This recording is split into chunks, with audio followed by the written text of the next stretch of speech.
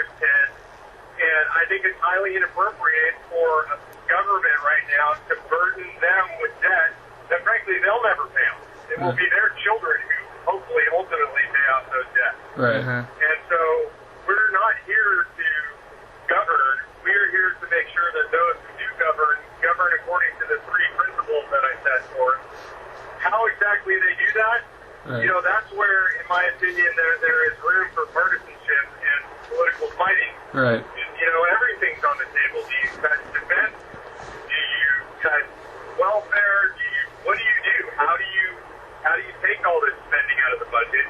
And I think the answer is we go have a partisan fight about what the priorities are, but what we're trying to do is to get the whole nation to agree on the idea that we can't live beyond our means indefinitely. Right.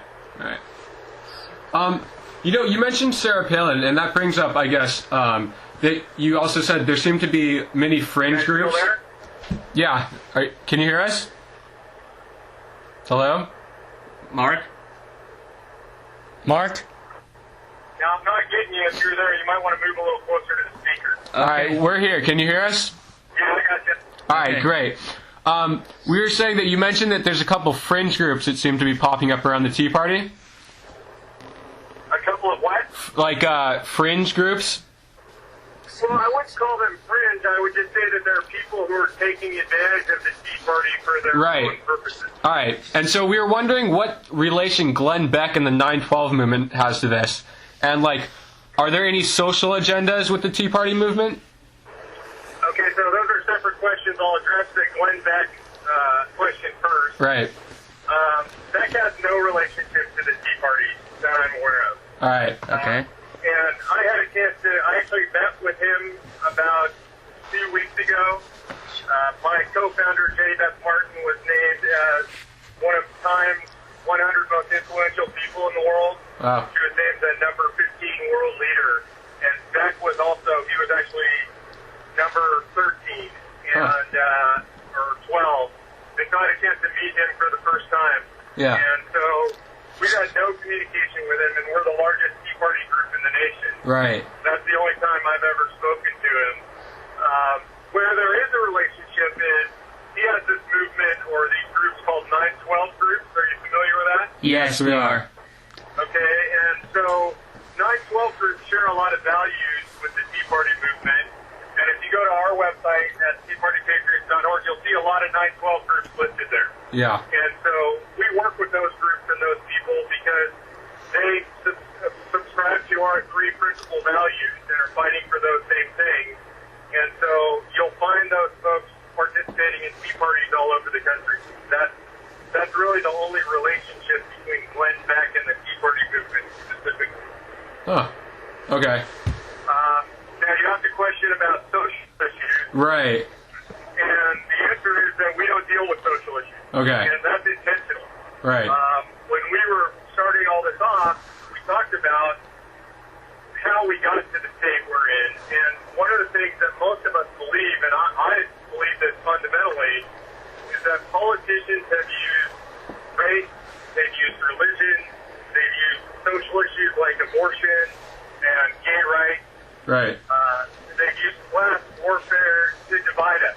Right. They want us to hate each other. Right. For Republicans or Democrats, it is profitable if we hate each other. Right. Because if we hate, conservatives hate liberals, if Democrats hate Republicans, if gay rights folks hate people who are cross-hate folks, if pro-life hates pro-choice, Right. we spend all our energy hating each other and fighting each other. Right. Meanwhile, the politicians are left to do what they do, and what they do fundamentally is pick our pockets and take away our freedoms and our liberties. Yeah. And we don't pay attention. And then what we end up doing is we end up voting for people based on their party affiliation, even if we hate them, because we say, well, we've been taught to hate Democrats, Yeah. and I'm a Republican, so I'm just going to vote for the Republicans. Kind of, Yeah. my scumbag is the good scumbag. Right. Right. And so we realize that when we remove all those things, that Americans have a lot more in common than they have that separate us. And so things like, if you think about it, I don't care who you are, I don't care where you fall in the political spectrum, you believe that government should be transparent. I mean, you guys believe that, right? Right.